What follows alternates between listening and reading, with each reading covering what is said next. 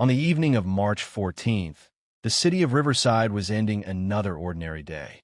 Offices were closing, traffic was thinning, and most people were heading home without any idea that a crime had already taken place, one that would remain unsolved for years. At 9:12 p.m., emergency services received a call from a man who sounded confused and shaken. He reported that his wife was not responding and that there was blood in their living room. The address belonged to a quiet residential area. No history of crime, no police complaints, nothing unusual. When officers arrived, they found 35-year-old Emily Carter lying on the floor near the sofa. She was already dead. There were no signs of forced entry. The doors were locked. The windows were intact. The house looked clean, almost too clean. Emily's husband, Mark Carter, was sitting at the kitchen table when police entered. He appeared calm, almost detached. He said he had just returned home from work and found her like that. According to Mark, Emily had spent the entire day at home.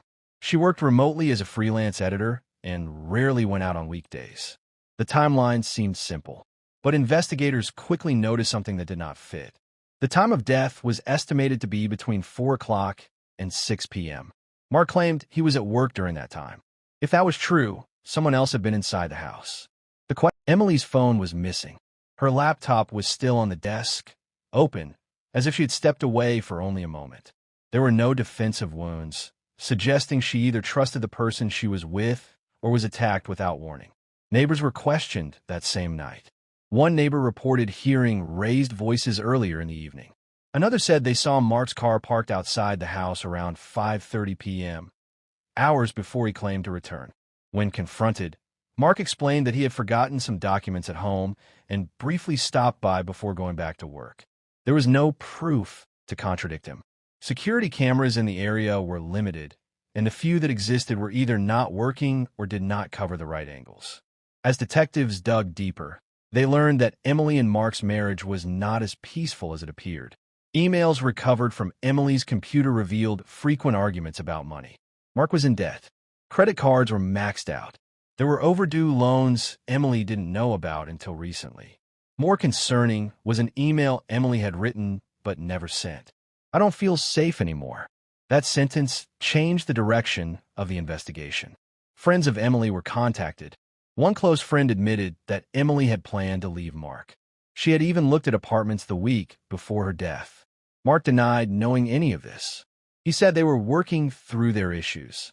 Police also discovered that Mark had recently increased Emily's life insurance policy significantly.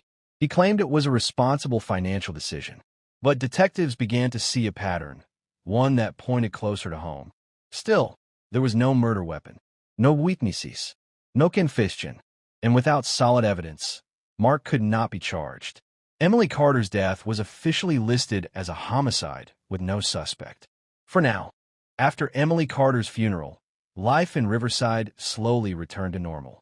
For investigators, however, the case was just beginning.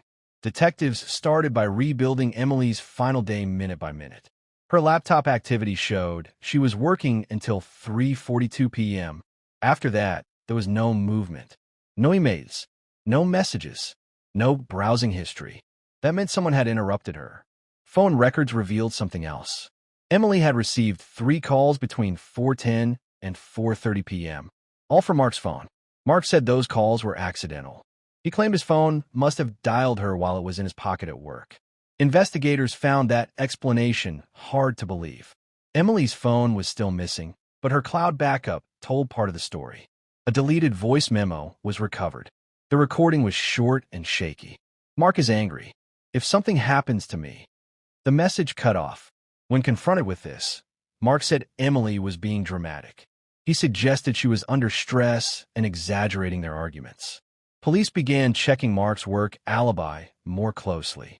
His employer confirmed he was scheduled to work until 7 p.m., but no one could confirm seeing him between 4 and 6 p.m. Security logs showed his access badge was not used during that time. That meant Mark could have left work without being. Detectives also learned that Mark had searched online for things like how long does blunt force trauma take to kill and how to clean blood from carpet just days before Emily's death. Mark said those searches were unrelated. He claimed he was researching for a crime podcast. There was still no weapon. But forensic testing of the living room carpet revealed something important. Blood had been cleaned poorly. Luminol testing showed a larger blood pattern than what was visible when police arrived. Someone had tried to erase what happened, and they had time to do it, which meant the crime didn't happen just before Mark called the police. It happened hours earlier. Investigators now believed Emily was killed in the late afternoon, and the only person known to be trying to hide that time frame was her husband. Still, suspicion was not enough. They needed proof. As weeks passed, pressure began to build. Investigators sent several items from the Carter home for deeper forensic testing. Among them was the sofa cushion near where Emily's body had been found. At first glance, it looked clean, but lab results told a different story. Tiny fibers embedded in the cushion contained dried blood and skin cells. DNA analysis confirmed they belonged to Emily. The pattern suggested she had been struck while sitting, not during a struggle. This meant the attack was sudden, unexpected. Police now focused on who Emily would have allowed that close without fear. Attention returned again to Mark. Then a new detail emerged. A neighbor from 2 houses down came forward. She had been out walking her dog on the afternoon of the murder.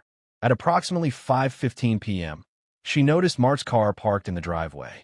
At the time, she thought nothing of it. Now, she was certain.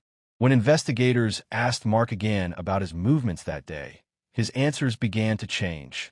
First, he said he left work briefly. Later, he said he couldn't remember exactly. Finally, he claimed he had gone home to pick up medication. But pharmacy records showed no such purchase. Phone location data placed Mark's device near the house during the estimated time of death. Not inside, but close enough to contradict his original statement. Mark explained this by saying he often took calls in his car during breaks. That explanation didn't satisfy detectives. They also discovered that Emily had contacted a lawyer 2 days before her death. She was asking about separation and asset protection. Mark said he knew nothing about it. The final turning point came when investigators examined Mark's computer. Deleted files were recovered. One document stood out. It was a rough draft of a message, never sent. "If she leaves, I lose everything." Mark was brought in for another interview. This time, he looked tired, defensive. When asked directly if he killed his wife, he said no. But when shown the evidence, the phone data, the witness, the financial pressure, he stopped answering questions altogether. For detectives, that silence spoke loudly. The case was no longer about what happened. It was about proving it beyond doubt. And they were close. By late summer, investigators believed they had enough to move forward. Mark Carter was brought in once again, this time not as a witness, but as a suspect. He was informed of his rights and formally questioned under recorded conditions. Detectives laid out the timeline. A forensic accountant testified that Mark stood to gain over $1 million from Emily's death, including life insurance and shared assets.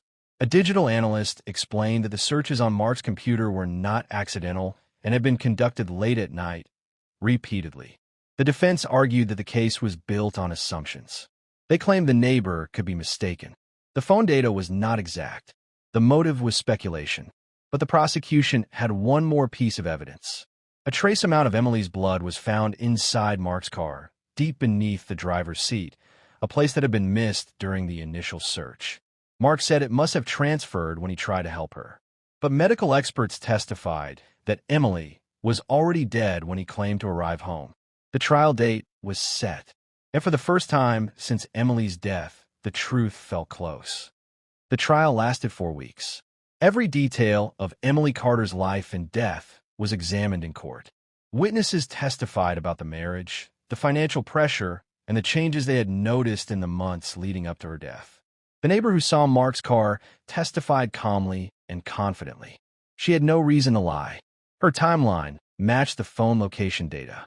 Forensic experts explained how Emily had been attacked while sitting without warning. They described the blood patterns, the clean carpet, and the attempt to erase evidence. The prosecution argued that Mark had both motive and opportunity. He was drowning in debt. He was facing the loss of his marriage, his home, and his financial stability. Emily's decision to leave was, according to them, the final trigger. The defense maintained that there was no direct proof, no weapon, no eyewitness to the act itself. They suggested that someone else could have entered the house, even though there was no sign of forced entry. But the jury focused on one fact. Only one person had lied repeatedly. After 3 days of deliberation, the jury returned with a verdict. Guilty. Mark Harder was sentenced to life in prison with the possibility of parole after 25 years. In her final statement, the judge described the crime as quiet, calculated, and deeply personal. Emily's family later released a short message thanking investigators for refusing to let the case fade away. The house on Maple Street was eventually sold. New families moved in. Life continued. But for those who followed the case, it remained a reminder that some of the most devastating crimes do not happen in dark alleys or abandoned places. They happen in familiar rooms, with people we think we know,